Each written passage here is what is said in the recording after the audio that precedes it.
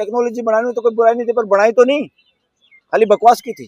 जो पत्रकारों का जवाब नहीं दे सकता वो पार्लियामेंट का कैसे जवाब देगा। अंजनाम कश्यप हैं, टीवी पत्रकार हैं, वो अभी उनका एक वीडियो वायरल हो रहा है। ईरान को लेकर कुछ फेक न्यूज फैला रही थी। ईरान के टीचर ने उनको धो दिया, कहा कि ऐसी झूठे मत फैलाइए। आप किस व्हाट्सएप उसकी अभी तक सजा हो जानी चाहिए थी। अंजनाम कश्यप इस तरह की परेशानियों में जुगाड़ तो कर ही लेंगे, मगर इन्होंने अपनी ड्यूटी पूरी नहीं की। इन्होंने देश के साथ धोखा किया है। जब इनको पता है, यस, उसने हरियाणा में भी आरक्षण के आंदोलन में जाटों के खिलाफ जहर उगला था, झूठी खबर चलाई थी इन लोगों ने। कि अभी संकट आ रहा पूरे देश में, क्या मोदी जी का मेथड नाले से गैस निकालने वाला काम आएगा? ये तो आपके पास जवाब है, मेरे से क्या पूछोगे छोटा सा। नहीं सर, मोदी जी ने तो ये आइडिया दिया था। ये टट्टू काम आएगा, ये क्या काम आएगा? ये तो नॉनसेंस थी उनकी, इस तरह का बयान देना एक नॉनसेंस थी। उसे पता चल रहा था कितना बेवकूफ़ी भरा आदमी बयान दे सकता है। अब ये 21वीं सदी, 22वीं सदी, साइंस की सदी, और एक बीमारी देश में घर गई जो कथा कहानियों की वजह से हमारे देश को, बच्चों को, युवा पीढ़ी को नपुंसक बनाया। वो क्या है? एक मसीहा आएगा, देश को बचाएगा।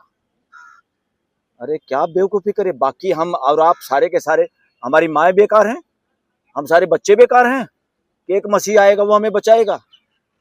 ये नपुंसकता है, मानसिक नपुंसकता पैदा। हम सारे वो मसीहा हैं, हर नागरिक देश का, हर माँ, हर बेटा, हर बाप अगर अच्छा है, हर माँ अच्छी है, हर बच्चा दुनिया का अच्छा है। इस दुनिया का कोई भी बंदा, कोई भी नागरिक धरती का आतंकवादी नहीं है, नक्सलवादी नहीं है, देशद्रोही नहीं है। सब मानवता से साथ साथ रहना चाहते हैं, रहने नहीं दिया जा रहा। रिलीजन के जरिए, रिलीजियस ठेकेदारों के जरिए, बल्कि मैं कहूँगा रिलीजन गड़बड़ नहीं करता, उसके ठेकेदार गड़बड़ करते हैं। मोदी जी इसी तरह पॉलिटिकल ठेकेदार गड़बड़ करते हैं, संविधान गड़बड़ नहीं करते। इसलिए बार बार ये सारी की सारी, संविधान को नहीं मानेंगे, हम फलाने उसको मानेंगे, हम मनुस्मृति को मानेंगे। कौन मानसिकता है ये? मनुस्मृति सभी आदमियों को बराबर नहीं मानती, हम उसको मानेंगे क्या? मान सकते हैं क्या? ये मामला दोबारा चल सकता है क्या इस धरती पे? नहीं। सर, मोदी जी का एक वीडियो बहुत वायरल हो रहा है। वो कह रहे हैं नाले से गैस बनाए थे। हाँ, दिया था, कभी बयान दिया था। उनको ये, राहुल गांधी को पप्पू बोलते थे। उनको ये कहना चाहिए था, गोबर गैस प्लांट की तरह से नाले के गंद को भी अगर इकट्ठा करके गैस बनाई जाए, वो तो जचता है। और चलते हुए नाले में गैस बनेगी, वो निकलेगी, उसको इकट्ठा करेंगे, करो भाई, प्रोजेक्ट लगा देना चाहिए था। क्या बुराई थी इसमें? कोई दो राय नहीं। नालों से गैस निकलती है, बदबू आती है ना। अगर उसमें कुछ यूजफुल गैस भी है, पर उसका कोई साइंस के तरीके से कोई मशीनें बनाए, चाइना होता तो बना लेता भाई। कोई गंदी चीजों से ही तो गैसें निकलती हैं। उसमें हार्मफुल जो गैसें, उसको छोड़ के अगर कोई यूजफुल निकलती भी है तो उसकी टेक्नोलॉजी बनाने में तो कोई बुराई नहीं थी, पर बनाई तो नहीं, खाली बकवास की थी। सर, मोदी सरकार आई है जब से, नोटबंदी, कभी कुछ, और अब गैस बंदी हो गई, उस पे क्या कहेंगे? क्योंकि सरकार तो अपनी गलती मान नहीं रही ना। नहीं, सरकार के गलती मानने से क्या हो। जो सबसे ढीठ बच्चा होता है घर का, जब सबसे नालायक और गलत बच्चा होता है हमारे परिवार का, हमारे भाई बहनों में से कोई भी, वो मानता नहीं किसी को। लेकिन लोग लाइनों में लगे हैं, परेशान है, गैस मिल नहीं लगना ही पड़ेगा। मोदी सरकार कह रही सब ठीक है। नहीं, मैं कहूँ लाइन में लगने वालों को नारे लगाने चाहिए जिंदाबाद के, मोदी के। लाइन में लगने के लिए, टाइम पास करने के लिए परेशानी होना चाहिए। नहीं, कांग्रेस कह रही पहले एटीएम के लाइन लगवाया, फिर ये जरूरी है, ये जरूरी है भाई। ऑक्सीजन के लिए वो इसीलिए लगवाया, ये लाइन इसीलिए लगवाई। नरेंद्र मोदी चाहते हैं देश डिसिप्लिन फोर्स की तरह रहे, लाइन में लगना सीखे।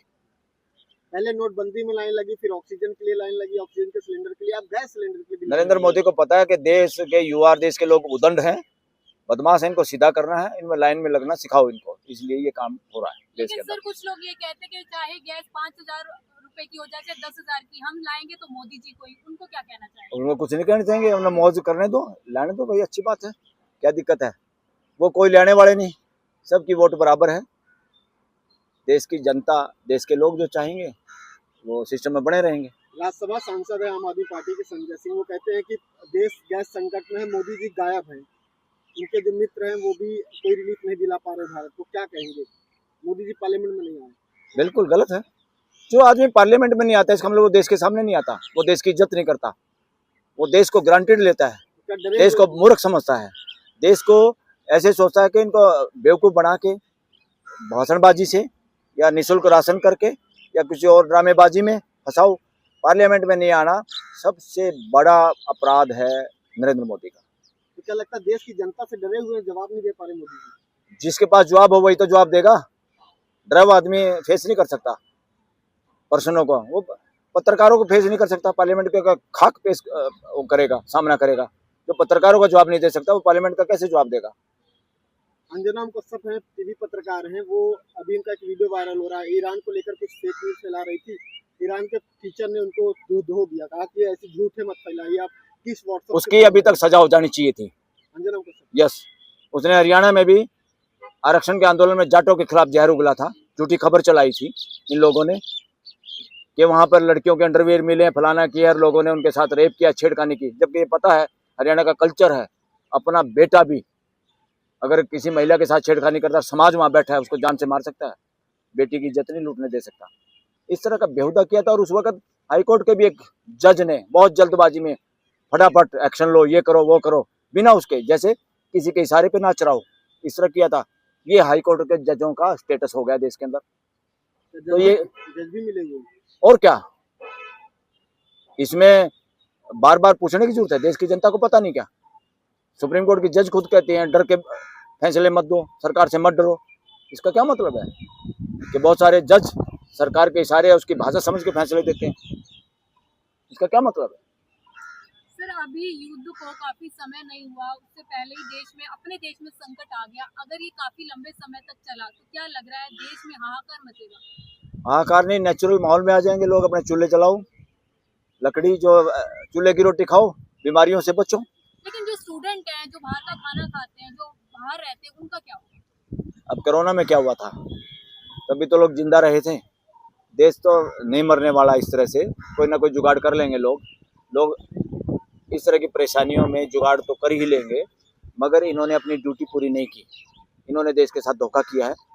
जब इनको पता है कि इस तरह की परेशानी होगी, हमारा रोल दुनिया में भाईचारा और मित्रता बनाने के लिए होना चाहिए, न कि देशों के बीच में दुश्मनी, या उस दुश्मनी के चक्कर में हम न्याय की बात ना कर सके, हम पंचायती बात ना कर सके, सिर्फ इसलिए क्योंकि हमारा चरित्र कमजोर है। हम चरित्र के रूप में भ्रष्टाचारी नेता हैं। सर मेरा लास्ट सवाल है, देश